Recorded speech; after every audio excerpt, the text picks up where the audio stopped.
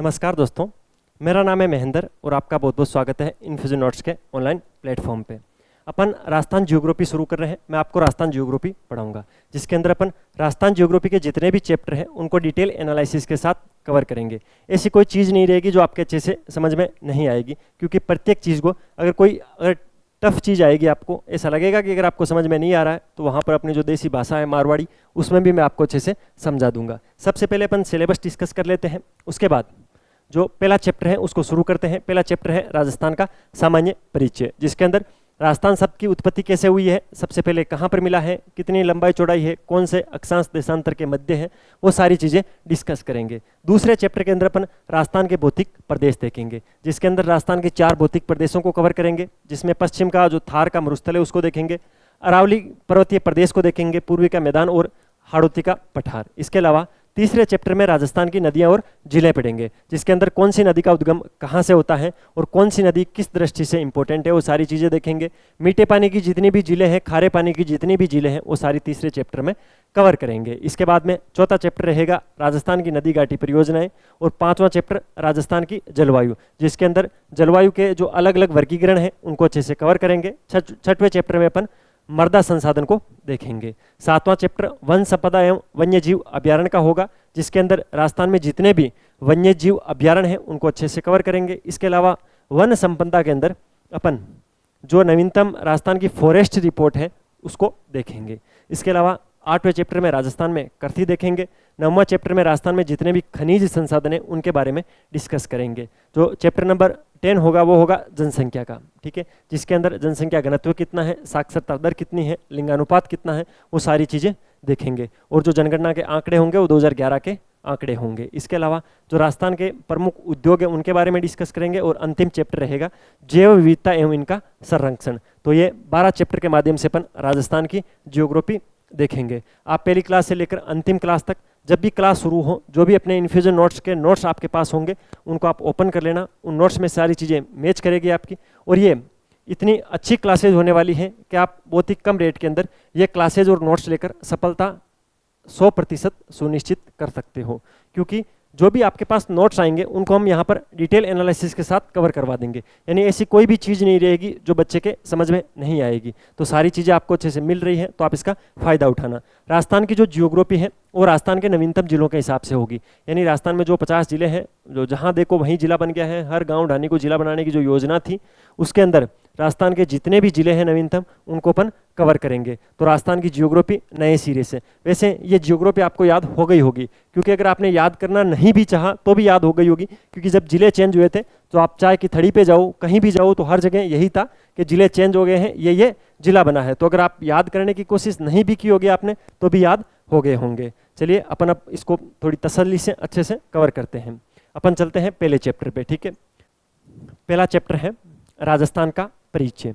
तो आप अपन राजस्थान का परिचय देखेंगे, जिसके अंदर राजस्थान की लंबाई चौड़ाई क्या है, किन अक्षांशों के मध्य है, राजस्थान नाम की उत्पत्ति कैसे हुई, वो सारी चीज़ें अपन राजस्थान के परिचय के अंदर देखेंगे। हर चीज़ का एक परिचय होता है, आपका भी एक परिचय है। अगर आपसे आपका कोई परिचय पूछे तो आप क्या बताओगे? मेरा नाम ये है, 7 फीट हाइट है, 5 फीट सेना है, जो भी आपका जो परिचय होगा वो बताओगे। वैसे ही राजस्थान का परिचय क्या है वो अपन देखते हैं। देखिए, जो राजस्थान शब्द है वो पहले राजस्थान नहीं था। सबसे पुराना जो वेद है वो है ऋग्वेद। कौन सा वेद है? ऋग्वेद।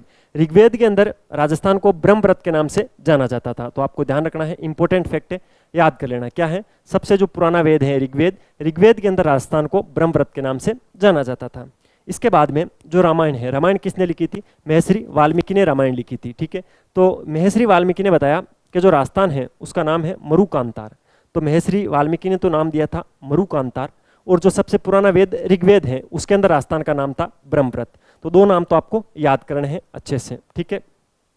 इसके अलावा एक बहुत ही प्रसिद्ध आदमी है मोहनोत नैणसी, ठीक है। उनके द्वारा लिखी हुई एक पुस्तक है नैणसी की ख्यात। क्या है? नैणसी की ख्यात। इसके अलावा एक पुस्तक और है राजरूपक नाम से। क्या नाम है? राजरूपक। ये वीर बाण की लिखी हुई पुस्तक है राजरूपक। नैणसी की ख्याल और जो राजरूपक है उसके अंदर जो राजस्थान शब्द है उसका प्रयोग किया गया था, ठीक है। तो आपको ध्यान रखना है, इंपॉर्टेंट है इन 2 पुस्तकों का नाम, ठीक है।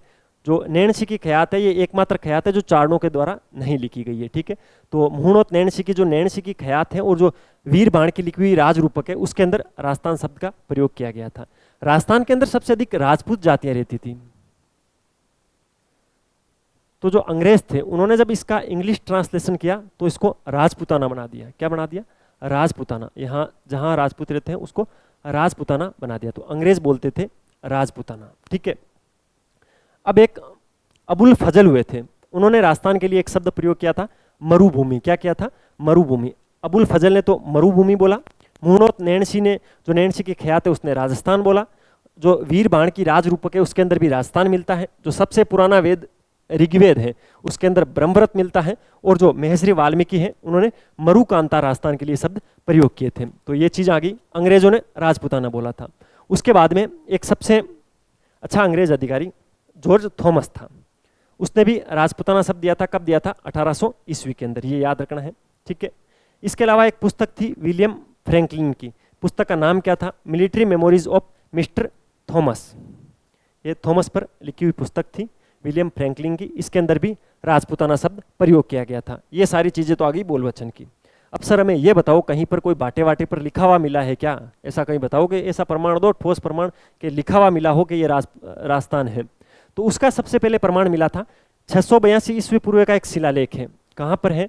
सिरोही के अंदर है। सिरोही में कहाँ पर है? बसंतगढ़ के अंदर है। ये जो बसंतगढ़ का अभिलेख या शिलालेख जो है 682 ईस्वी पूर्व का, वो किस वंश का है? चावड़ा वंश का है। उसके अंदर एक शब्द लिखा हुआ था राजस्थान द्वितीय, राजस्थानादित्य शब्द लिखा हुआ था। वहां भी प्रॉपर राजस्थान नहीं लिखा हुआ था। तो फिर वापस अपने वाले तो लड़ झगड़े कि ये क्या है, ये तो राजस्थान द्वितीय लिखा हुआ है, राजस्थान थोड़ी है, ये तो कोई शासक का नाम है। हो सकता है, ऐसा भी हो सकता है, उसकी कोई अभी अपने पास पुष्टि नहीं है। तो आपको 4-5 जो मैंने फैक्ट बताए वो आपको याद रखने हैं। कौन कौन से फैक्ट याद रखने हैं वो आपको बता देता हूँ। ऋग्वेद के अंदर ब्रह्मवर्त बोलते हैं राजस्थान को, ठीक है। महर्षि वाल्मीकि जी हैं, उन्होंने मरुकांतार शब्द दिया था। मुहुणोत नैणसी की जो नैणसी की ख्यात है और जो राज रूपक है वीर बाण की, उसके अंदर राजस्थान शब्द प्रयोग किया गया है। अबुल फजल ने राजस्थान के लिए मरुभूमि शब्द का प्रयोग किया था। और जो जॉर्ज थॉमस है उसने 1800 ईस्वी के अंदर राजपूताना शब्द का प्रयोग किया था राजस्थान के लिए। एक विलियम फ्रैंकलिन की एक पुस्तक है military memories of mister George Thomas, तो उन्होंने भी जो राजपूताना शब्द है उसका प्रयोग इस पुस्तक के अंदर किया था, ठीक है। तो आपको ध्यान रखना है। ये है अबुल फजल, ठीक है। ये फोटो किन की है? तो ये अबुल फजल जी हैं, ठीक है। आगे चलते हैं अगली स्लाइड पे।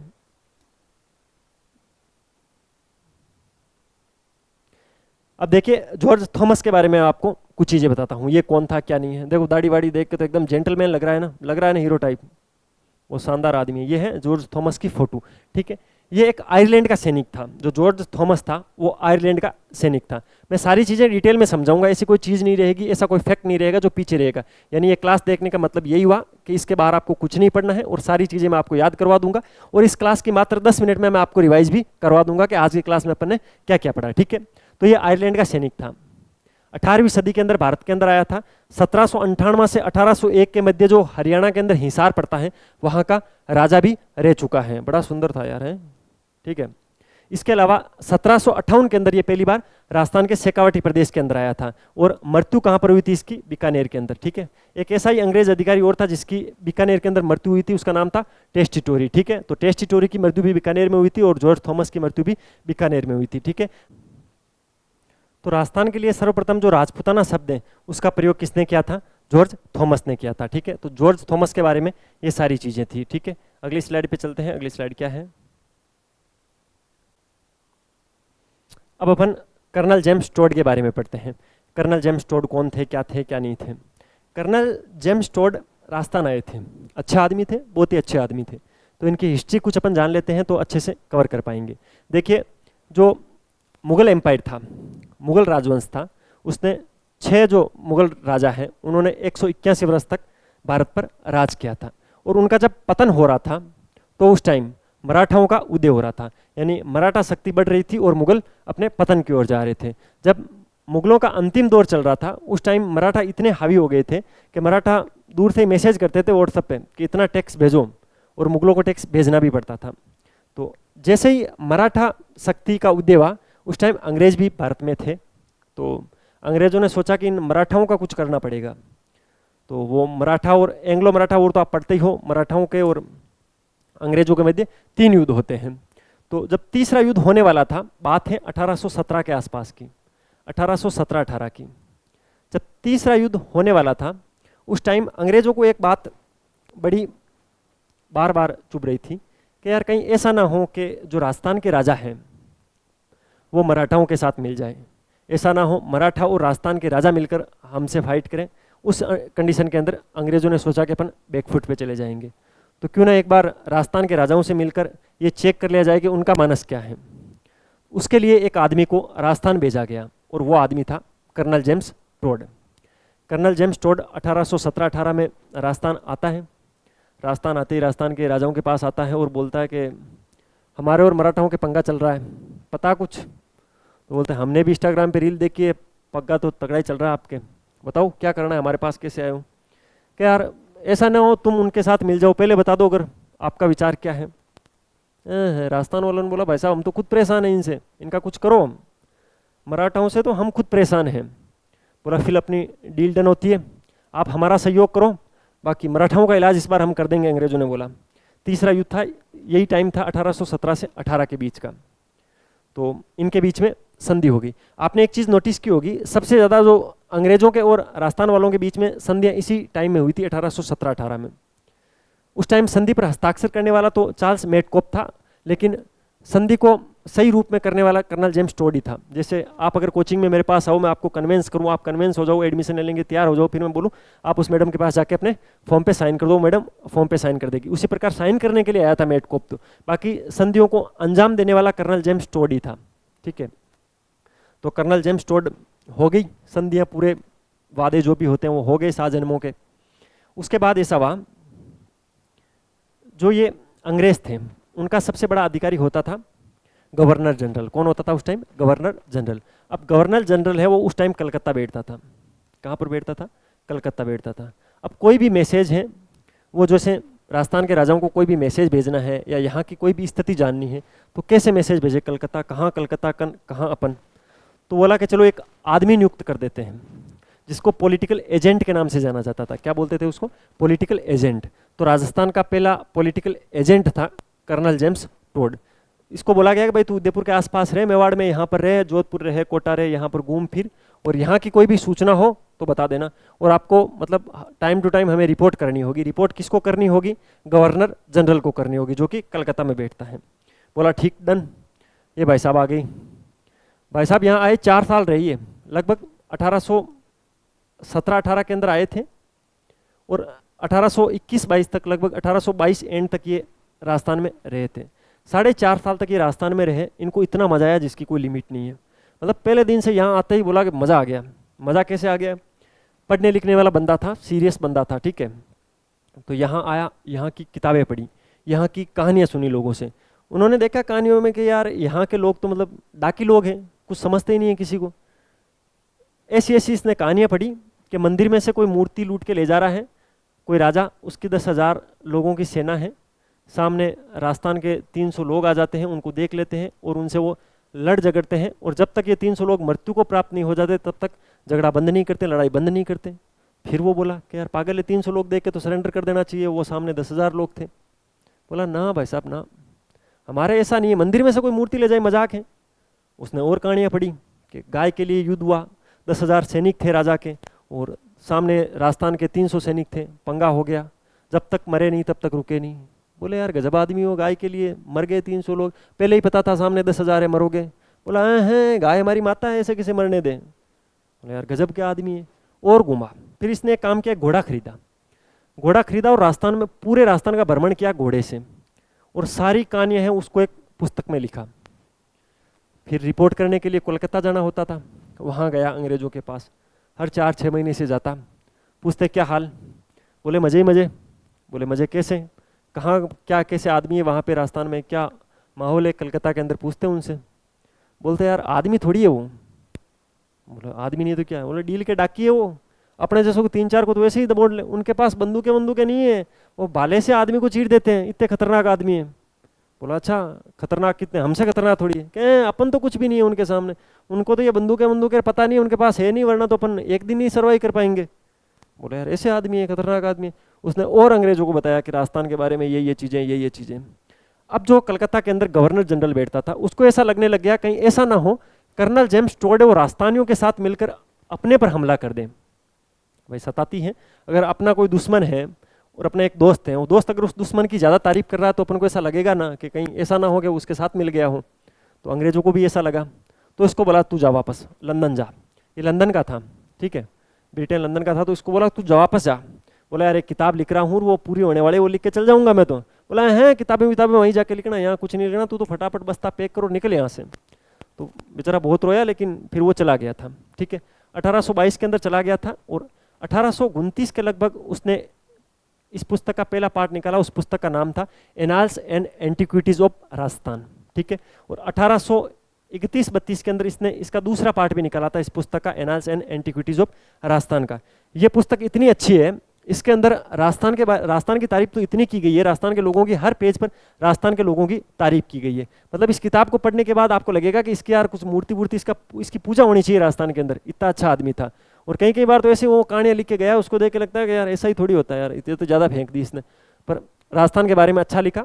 और इस पुस्तक का नाम याद रखना, annals and antiquities of Rajasthan, जिसको इंग्लिश के अंदर central and western Rajput state of India के नाम से बोला जाता है। इसके अलावा जो ये पुस्तक है उसका जो हिंदी में अनुवादन है वो प्राचीन राजस्थान का विश्लेषण करके जो राजस्थान के एक इतिहासकार हुए हैं गौरी शंकर हीराचंद्र ओझा, उन्होंने इस पुस्तक का प्राचीन राजस्थान का विश्लेषण नाम से हिंदी अनुवादन किया था, ठीक है।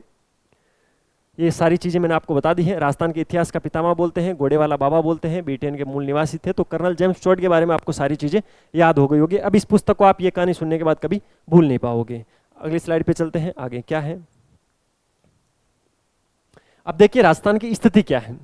अगर आपसे पूछे राजस्थान की स्थिति क्या है तो उसके लिए सबसे पहले राजस्थान की उत्पत्ति कैसे हुई वो बताना होगा, ठीक है। दो परिभाषाएं आप याद करना। जो स्थलीय क्षेत्र है उसको पेंजिया बोलते हैं। पृथ्वी पर जो स्थल है, जहां पर भूमि है, धरातल है, उसको बोलते हैं पेंजिया।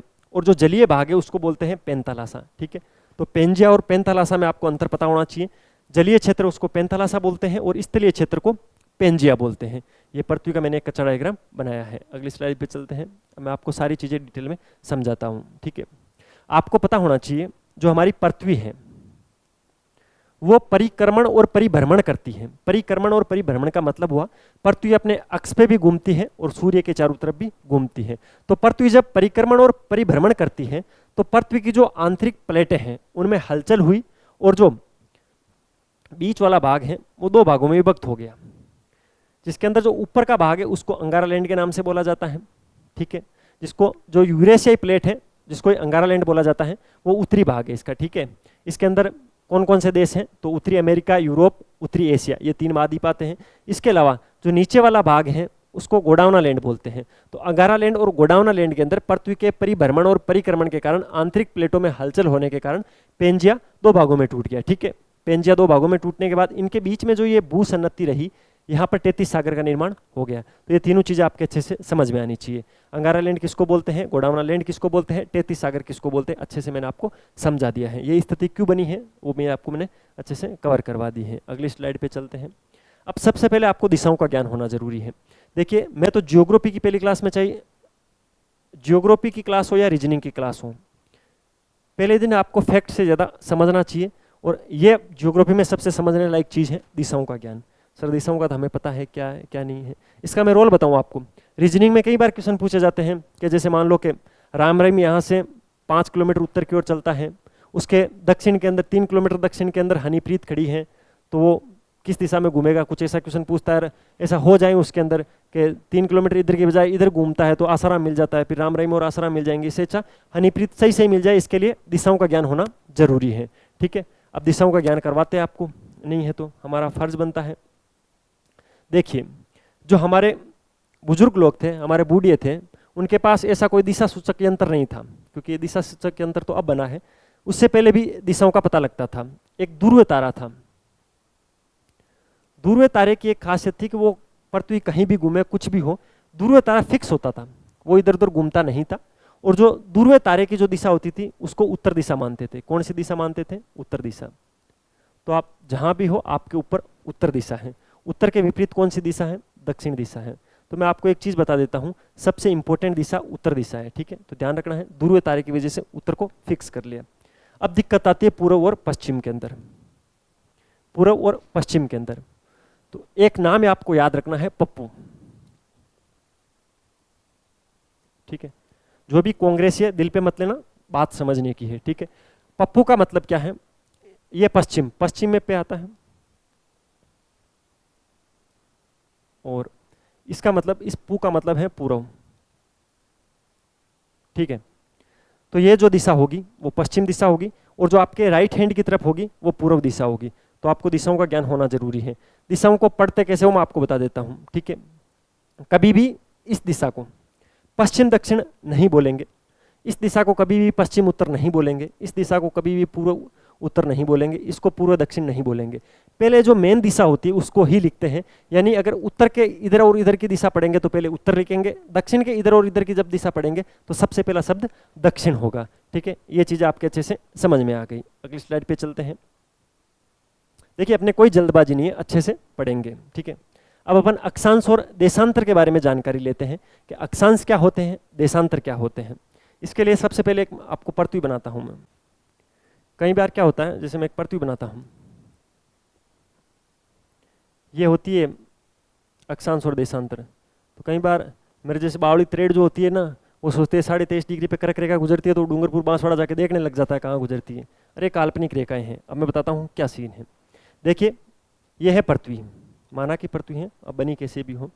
इसको दो भागों में काटना है, ठीक है, आड़ा दो भागों में काटना है, कोई दिक्कत नहीं, काट दूं, चलो ये। और यहाँ लिखता हूँ 0 डिग्री, क्या लिखता हूँ, 0 डिग्री लिखता हूँ। यहाँ पर मैंने 0 डिग्री लिखा और पृथ्वी को दो भागों में काट दिया।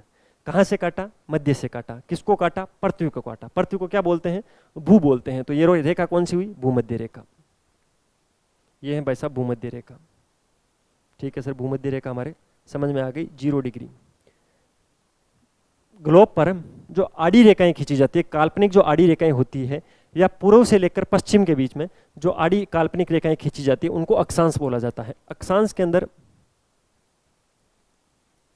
जैसे मान लो कि ऐसे अक्षांश को लिखा जाए, तो पहले तो जो ए लिखा है, तो आडी और ए दोनों ए से शुरू होते हैं। एक को जब लिखते हैं तो ऐसे लिखते हैं, ठीक है।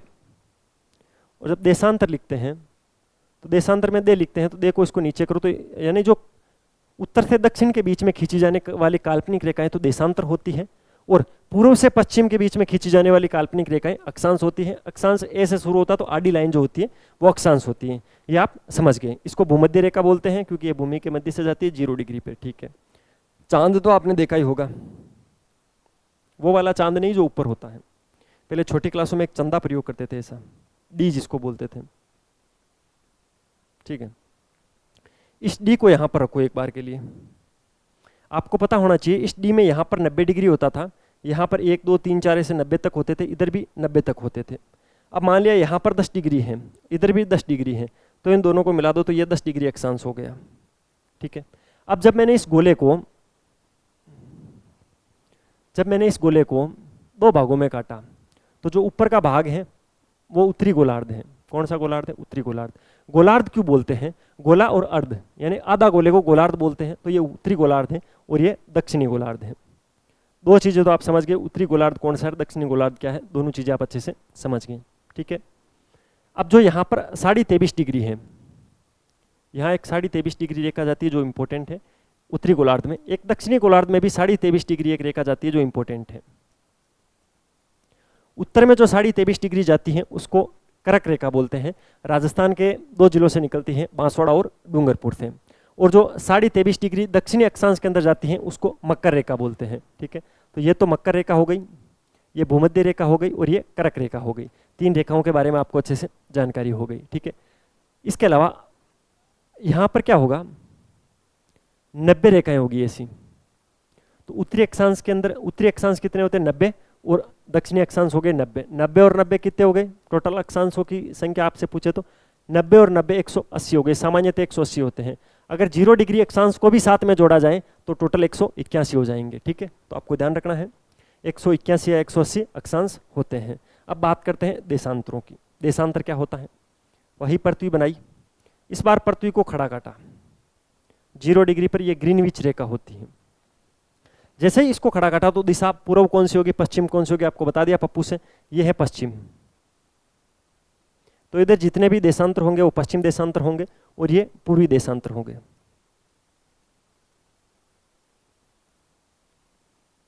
दो चीजें तो आपके कंप्लीट हो गई कि उत्तरी गोलार्ध कौन सा है, दक्षिणी गोलार्ध कौन सा है, पश्चिमी देशांतर किधर होते हैं और पूर्वी देशांतर किधर होते हैं। दोनों चीजें अच्छे से कवर होने के बाद अब राजस्थान कहाँ पर है अपना पृथ्वी में वो देखते हैं। ठीक है, उसको देखने के लिए एक खाली स्लाइड निकाल देते हैं अपन अगली। चलो ये खाली स्लाइड मिल गई। ठीक है, ये पृथ्वी है। ठीक है, पृथ्वी के अंदर मैंने यहां पर बताया था 23.5 डिग्री है जिसको कर्क रेखा बोलते हैं। ये कर्क रेखा है 23.5 डिग्री पे। ठीक है, अच्छे से आपके समझ में आ गई। यहां पर है राजस्थान। ठीक है, यहां पर क्या है, राजस्थान है। सबसे पहले राजस्थान स्थिति ग्लोब में कौन सी होगी वो आपको बताना है, 0 डिग्री है। अब आप मुझे दिशाओं का ज्ञान अगर आपको अच्छे से हो गया तो राजस्थान की स्थिति आप बता दोगे कहां पर है। इससे ऊपर जो भी गोलार्ध है उसको उत्तरी गोलार्ध बोलते हैं। ठीक है, और इस रेखा से इधर जो भी है उसको पूर्वी गोलार्ध बोलते हैं। तो राजस्थान ग्लोब में उत्तर पूर्वी गोलार्ध में है। कहां पर है, उत्तर पूर्वी गोलार्ध के अंदर है। क्यों है, एक तो मैं आपको बता देता कि राजस्थान उत्तरी पूर्वी गोलार्ध में है, एक कैसे है वो मैंने आपको अच्छे से समझा दिया। अक्षांश क्या होते हैं, देशांतर क्या होते हैं वो अच्छे से समझा दिया। अब राजस्थान किन किन अक्षांश और देशांतरों के मध्य स्थित है वो भी अपन अगली स्लाइड पे डिस्कस कर लेते हैं। ठीक है, ये जो अपना राजस्थान है ये एक पृथ्वी है, यहां बीचों बीच लाइन खींची 0 डिग्री, यहां एक 23.5 डिग्री कर्क रेखा जाती है। राजस्थान का जो अक्षांश है वो शुरू होता है 23 डिग्री 3 मिनट से। ठीक है, 23 डिग्री 03 मिनट से। अब देखो 23.5 डिग्री है यानी 23 डिग्री 30 मिनट जिसको अपन बोलते हैं। तो कर्क रेखा से नीचे भी तो अपना कुछ राजस्थान है, तभी तो वो राजस्थान में से गुजरती है। तो 23.5 में जो 30 लिखा है उसको उल्टा कर लो 03, तो ये तो याद रह जाएगा। 23 डिग्री 3 मिनट से अपना राजस्थान शुरू होता है। अब क्वेश्चन के अंदर आपको ये तो आ जाएगा। अब मेन चीज आपको क्या देखना है, गलती आपसे कहां पर होगी वो मैं बता देता हूं। इसके आगे क्या लिखा आता है, यानी 23 डिग्री 3 मिनट के आगे उत्तर दक्षिण पूर्व पश्चिम क्या लिखा आता है, वही आपका क्वेश्चन सही होगा या गलत होगा उसका डिसाइडेशन करेगा। तो 23 डिग्री 3 मिनट, इससे ऊपर मैंने बोला है जितने भी अक्षांश है उत्तरी अक्षांश के अंदर आते हैं। तो 23 डिग्री 3 मिनट उत्तरी अक्षांश। ठीक है, मैं यहाँ पर लिख देता हूँ 23 डिग्री 3 मिनट उत्तर। ठीक है, अब देखिए राजस्थान का जो दक्षिणतम हिस्सा है वो 23.5 डिग्री यानी 23 डिग्री 03 मिनट से शुरू होता है, और जो उत्तरतम हिस्सा है वो कहाँ तक जाता है, 30 डिग्री 12 मिनट तक। यहाँ पर मान लो कि 30 डिग्री 12 मिनट है और ये राजस्थान का अंतिम छोर है। तो 30 डिग्री 12 मिनट भी उत्तरी अक्षांश ही होगा। यहाँ पर आप दक्षिणी नहीं लिखोगे, कुछ भी नहीं लिखोगे, यहाँ गलती वापस मत कर देना। 30 डिग्री 12 मिनट तो राजस्थान का अक्षांशीय विस्तार कितना है, 23 डिग्री 3 मिनट उत्तर से लेकर 30 डिग्री 12 मिनट उत्तरी अक्षांश तक। ठीक है, अब बात करते हैं देशांतर की। ये राजस्थान है, मैंने बताया है यहाँ से आगे जितने भी देशांतर होंगे वो पूर्वी देशांतर होंगे, यहाँ से इधर जितने भी देशांतर होंगे वो पश्चिमी देशांतर होंगे। ठीक है, अब कई बच्चे क्या होते हैं इसको पढ़ते हैं कि जो 78 डिग्री 17 मिनट देशांतर है वो जैसलमेर से शुरू होता है। कैसे शुरू होगा, यहाँ से मैंने बताया है कि पहला देशांतर, दूसरा, तीसरा, चौथा, पांचवा, ऐसे करके देशांतर आगे बढ़ते हैं। ठीक है, तो गणना इधर से होगी। ये जो जैसलमेर है, ठीक है, वो 69 डिग्री 30 मिनट पे शुरू होता है। कितने पे, 69 डिग्री 30 मिनट। यहाँ पर जो अक्षांश है वो 69 डिग्री 30 मिनट है। कौन सी साइड में है ये पूर्व की साइड में है, तो पूर्व से आगे कितने डिग्री तक जाता है, 78 डिग्री 17 मिनट, 78 डिग्री 17 मिनट। अब यहाँ पर आगे वापस आप कंफ्यूज होंगे, पूर्व के अंदर जा रहा है, यहाँ पर भी एक पूर्व का देशांतर है, इधर थोड़ी आया है ये, तो यहाँ पर भी पूर्व 69 डिग्री 30 मिनट से लेकर 78 डिग्री 17 मिनट पूर्वी देशांतर तक राजस्थान का विस्तार है। इसी प्रकार 23 डिग्री 3 मिनट से लेकर 30 डिग्री 12 मिनट तक राजस्थान का अक्षांशीय विस्तार है। तो राजस्थान के अक्षांश और देशांतर मैंने आपको अच्छे से कवर करवा दी है, आपको अच्छे से याद होने चाहिए। यार इतनी अच्छी लाइनें खींच खींच के मैं आपको बता रहा हूँ, आपसे ज़्यादा तो शराबी समझदार होते हैं। कैसे होते हैं शराबी? अभी पिछले कुछ दिनों पहले क्या हुआ था कि ये जो रोड पे एक्सीडेंट ज़्यादा होने लगे हैं ना, तो सरकार ने एक नियम निकाला कि जो भी ये हाईवे हैं इनके 500 मीटर के आसपास में कोई भी दारू की दुकान नहीं होगी, शराब का ठेका नहीं होगा। तो कौन सड़क से 500 किलोमीटर दूर जाएगा, गाड़ी से उतरेगा, शराब लेके पिएगा? इससे अच्छा है कि अगर ये दुकानें यहाँ से हट गई तो लोग शराब नहीं पिएंगे। तो ठेकों वालों ने क्या किया कि 500 मीटर पीछे अपने ठेके लगाने शुरू कर दिए। शराबी इतने समझदार होते हैं, पहले यहाँ पर ऐसा होता था कि ऐसे लिख देते थे दुकान इधर है, दुकान इधर है, ऐसे निशान करके लोग पहुंच जाते थे। फिर सरकार को ख्याल आया कि यार ये तो दुकान दूर करने से क्या हो गया, ये तो लिख दिया दुकान इधर है, तो बोर्ड वापस हटा दिया सरकार ने। बोला कि प्रचार नहीं कर सकते वो दुकान इधर है, तो बोला चलो एक काम कर देते हैं, उन्होंने लिख दिया ठंडी, ठंडी लिख के निशान कर दिया, लोग फिर पहुंच रहे हैं। तो बोला ये ठंडी भी नहीं लिखना है, एरो लगा दिया केवल, लोग फिर भी पहुंच रहे हैं। समझे? तो शराबी आपसे ज़्यादा समझदार है। मैं आपको इतनी चीज़ें मतलब क्रिस्टल क्लियर करवा रहा हूँ, फिर भी आपके समझ में नहीं आ रहे हैं। तो लोग तो यार इन चीज़ों तक पहुँच गए, तो मोटिवेशन तो लो यार, थोड़ा बहुत सारी चीज़ें याद रखो। मैंने आपको हर एक चीज़ को अच्छे से समझाने की कोशिश की है, टू द पॉइंट कवर करवाने की कोशिश की है। ठीक है, तो ये आज की अपनी पहली क्लास थी। मिलेंगे कल नई क्लास के साथ, तब तक अपनी पढ़ाई जारी रखो, अपने स्वास्थ्य का ध्यान रखो। कोई भी अगर दिक्कत आ रही है, कोई भी चीज़ अगर आपके समझ में नहीं आई है, तो आप कमेंट बॉक्स में बता देना, उसका सोल्यूशन अपन कर लेंगे। ठीक है, रेगुलर क्लासेज मिलती रहेगी, नोट्स आप खरीद लेना। ये जो क्लासेज है वो तभी आपके अच्छे से कवर होगी जब आप नोट्स देखोगे। नोट्स और ये क्लास अगर दोनों आपस में मिल गई तो आपकी सफलता को कोई रोक नहीं सकता है। तो हम भी यही चाहते हैं, आप जल्दी से जल्दी सफल हो और क्लासें आपको कंटिन्यू मिलती रहेगी। ठीक है, मिलते हैं नए सेशन के साथ। टेक केयर, जय हिंद।